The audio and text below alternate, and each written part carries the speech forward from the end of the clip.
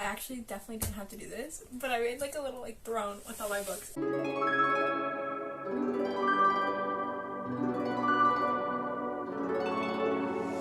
Hi guys, welcome back to my channel. My name is Janelle. I'm moving to UTA's dorms in a little over a month, a little less than a month actually. I'm like packing everything up, and one of the things I had to pack up was my whole bookshelf.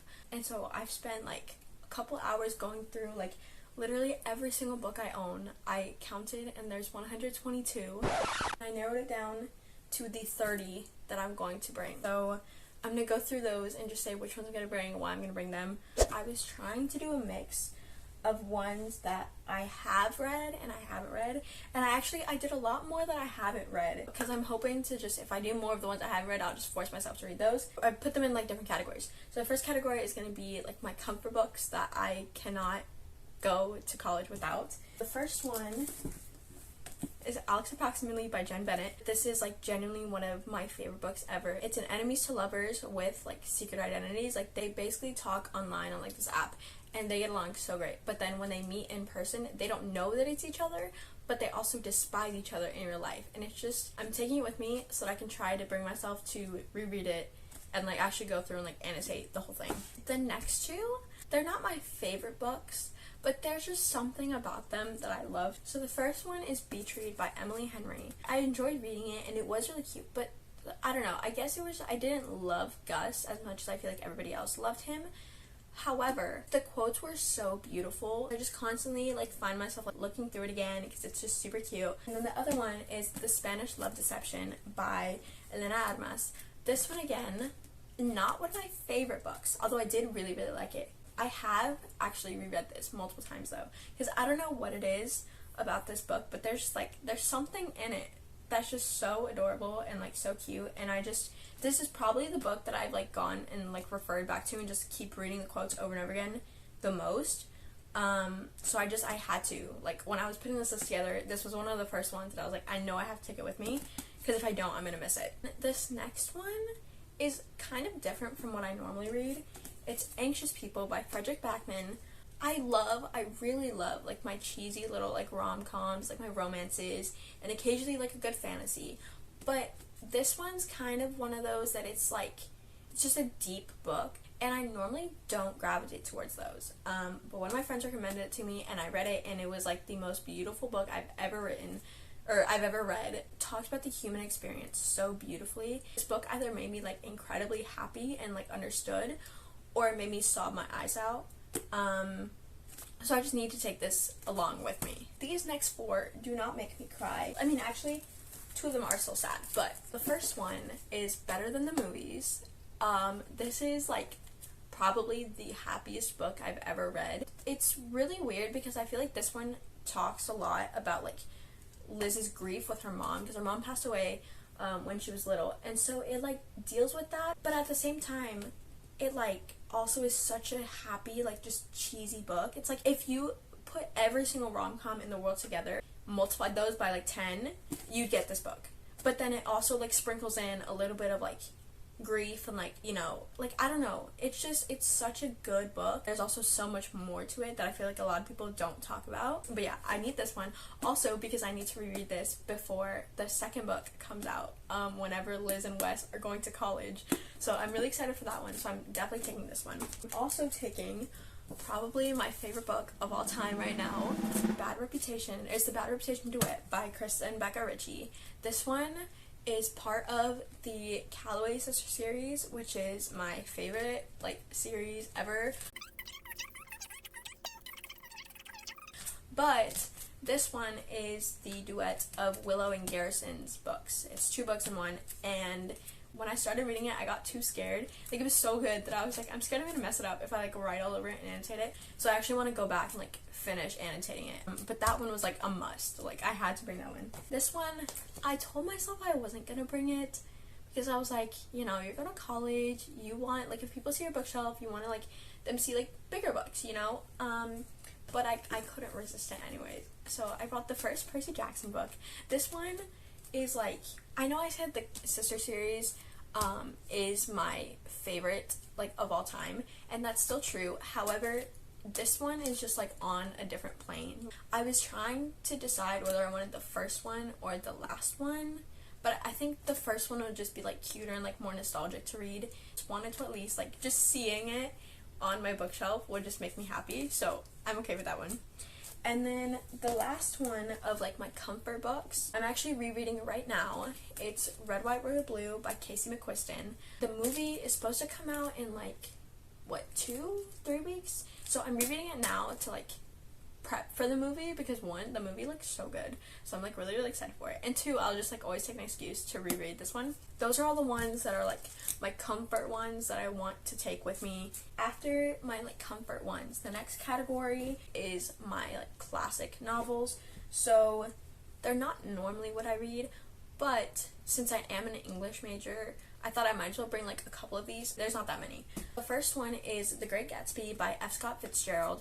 I feel like I'm gonna have to read this at some point, and I really want to read it. It's not even a long book, so I'm bringing this one to see if I can like force myself to read it, and hopefully I can read it before it's assigned to me. That way I actually want to read it. The next one after it is Romeo and Juliet by Shakespeare. It is the no fear version because like Shakespeare. I read it back in like freshman year, but I like read it. I was reading like maybe like one chapter every like 2 weeks, and I really didn't pay too much attention to it. Like, I know what happens in the story, but I still want to actually like read it and like experience the whole like Romeo and Juliet. So I'm taking this one with me, and since it's the no fear version, I should be able to get through it a lot faster. Then the next one is a Shakespeare book I have read. This one is Hamlet by William Shakespeare. This one for sure is my favorite Shakespeare book. I read this one sophomore year of high school. Started reading it like, okay, like whatever, it's just one of the ones assigned.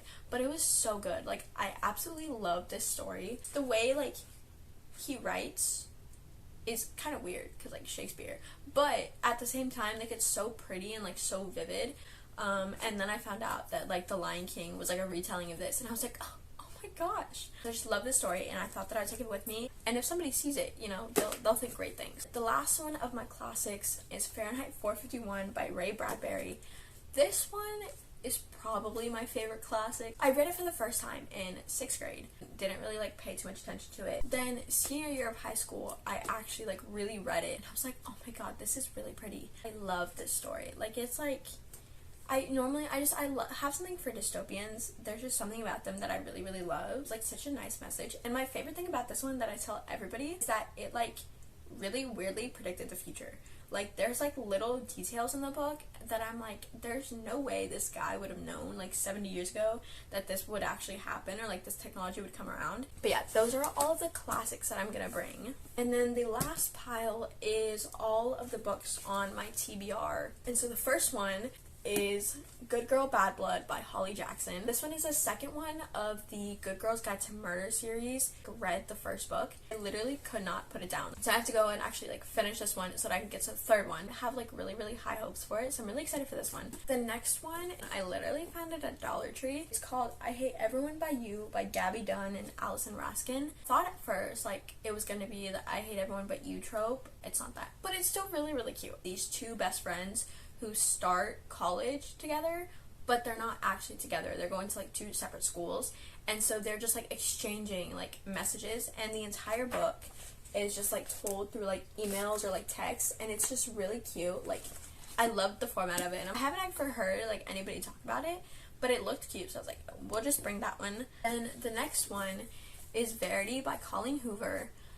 I've heard very mixed opinions about this one. The only thing I know about this book is that there is a team letter and a team manuscript. Book Talk is like gone crazy over it, and I do enjoy her books, but they're not like the best written ones ever. Most of her books that she writes are like romances, and this one is a thriller, so I'm kind of curious to see like how she writes thrillers as opposed to like her normal like romances. The next one is one I literally found it. It was like at a book exchange. You would like put one book and you get another one. So I took this one. It's Iron Man 2. You know how like sometimes they take like the books and they adapt them to movies, and then sometimes they take like the movies and do like a junior movie adaptation of that, whatever. This is kind of like that. So they took the Iron Man 2 movie, and I think they also used the screenplay, and so they basically turned it into a book. And Iron Man 2 is my favorite of all the Iron Man movies, So it's like my favorite movie, but as a book. And it's also it's really short. Like they're kind of tiny, but like the book is small, so it's not that much. The next book I brought was one that Penguin Random House sent to me. This one is called The Late Americans by Brandon Taylor. I've heard that Brandon Taylor writes very like deep and like moving books. I feel like if you were to mix like Anxious People and like Anxious People by Frederick Backman and Normal People by Sally Rooney, you'd get like this book. I'm excited for this one and just to see like what it's about. The next one is The New Neighbors by Simon Lelick. It's this young couple who moves into this new house, and then they both kind of like see things that are kind of suspicious, but they don't tell each other anything. All of a sudden, someone is murdered outside their back door. The book literally says this is their chance to prove they're innocent or to get away with murder. I don't normally get like super into like thriller mystery books, but every once in a while a good one will come along. So I don't know, this one just seems like I'm gonna really enjoy it. Right, this next one, I've literally been hearing about it on Book Talk for years, but I've just been too scared that if I read it, I'm gonna hate it, and I really don't want to hate this book. But the next one is The Seven Husbands of Evelyn Hugo by Taylor Jenkins Reid. I haven't heard anything bad from anybody, so I don't know why I've been so scared to like actually pick it up, but I'm hoping that since I take it with me, I'll like finally like actually read it after years of just having it sitting on my bookshelf. The next one, for some reason I keep putting off this book, but it's Ninth House by Leigh Bardugo. So she's the same author that wrote the Shadow and Bone and Six of Crows series and King of Scars. I haven't read King of Scars yet. I was waiting for the second book to come out as paperback too, because I hate when like series are like all broken up and like look different, and I just totally forgot to like ever go back and read King of Scars. I'll like go back and read it eventually, but for now I have this one. First of all, the cover, like literally the snake shines and it's so pretty. But this one is also, it's kind of like a dark academia, like murder mystery, but I don't know, it feels like a different vibe than what Leigh Bardugo usually writes, so I'm excited to see this one and just see if I like it as much as I have liked her other books. I also have The Lucky List by Rachel Lippincott, I think is how you say her name. This one I actually got from a giveaway like a really long time ago. I never read it because I thought that it was going to be like a really depressing book. I feel like this one, if you mix Anxious People and Better Than the Movies, you get this one. This one just seems like it'll be a really nice read, and just had that one on my shelf forever. So I just need to get that one and like read it. The next one on my list is The Plus One by Sarah Archer. I think I've talked about this in like 3 or 4 different videos, and for some reason like I always put it on my TBR, but I never actually read it. There's a Disney Channel original movie called How to Build a Better Boy. It's How to Build a Better Boy, but just like in an adult novel form. I don't know how this one's gonna end, and I don't know if I'm actually gonna like it, but I've just had it on my shelf for so long that I need to just read it. The next one, I was actually going back and forth between this one and another book. So this one's called Antisocial by Gillian Blake. The other one that I was considering was Ace of Spades, but I feel like that one is just slightly darker, and I don't really want too many sad books to take with me, or like anything that's like super like heavy.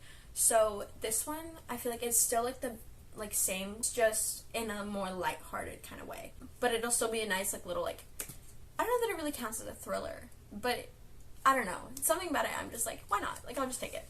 This next one is called The Crossing by Jason Mott. The only reason I bought this one was because it reminded me of The Last of Us. It's not really like The Last of Us, but for some reason it just reminded me of it. And they're all like kind of the same, but at the same time I eat all of them up. Like they're all really good, and I really miss like just that kind of like post-apocalyptic stuff, and like not necessarily like zombies, because I'm not a big fan of those, but like whenever it's just one of those like societies that like everything's kind of like going wrong, and then you just kind of have to like rely on like that one group of friends or like that one like family member or whatever to like get through it. Like I love those. So I'm hoping that that's kind of what The Crossing is about. This one's called Not Here to Be Liked by Michelle Quach. I'm not really sure. She is trying to be like the head editor of her school's newspaper. She's been wanting this position like forever. And then all of a sudden, this random guy is like, you know what? I'm actually gonna try to run against you for that position just because I can. So they just like are kind of going like toe to toe. I'm a sucker for rivals to lovers, and like I feel like there's just certain covers, and once I see them, I'm like, I know I'm gonna like that book, and this is one of those. The next one is Aristotle and Dante Discover the Secrets of the Universe by Benjamin Alire-Sans. This was like a last minute edition, and I'm still not totally sure that I'm gonna take this one. I haven't heard enough of like either side to be like, this is a really, really good book or this is a really, really bad book. Not feeling too strongly either way. The next one is one that I know will be very devastating. However, this is the only one that's really, really sad, so I'm giving myself an exception. This is They Both Die at the End by Adam Silvera. I started this book like a while back. Really, really liked it. I think I got maybe like 4 or 5 chapters in, and then all of a sudden I went on TikTok and I got it spoiled for myself, and I was really upset about it. You know, like obviously the title is They Both Die at the End, and I was like, okay, well they're either like both gonna die at the end, or like it's like a fake out, right? And then TikTok like showed like a specific part of the book that like gave away at the very end, and I was really mad about it because I was like, are you kidding me? So I just put it off, and I like, after I got the spoiler, I lost all motivation because I knew what was gonna happen.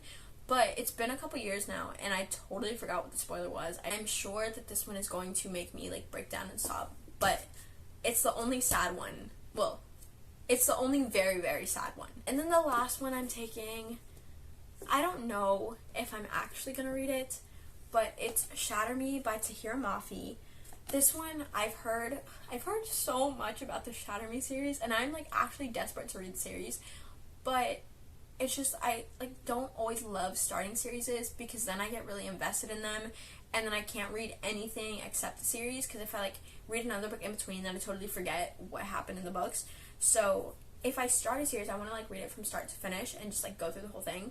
But there's a lot of books in the Shatter Me series, so I don't know that I'm quite ready for that one, but in case I ever get in the mood to like read the whole thing, that I'm going to take it with me just in case. And I started this one like a really, really long time ago. I think I started it like 2 years ago. I think I got it again, like maybe like chapter 4 or 5.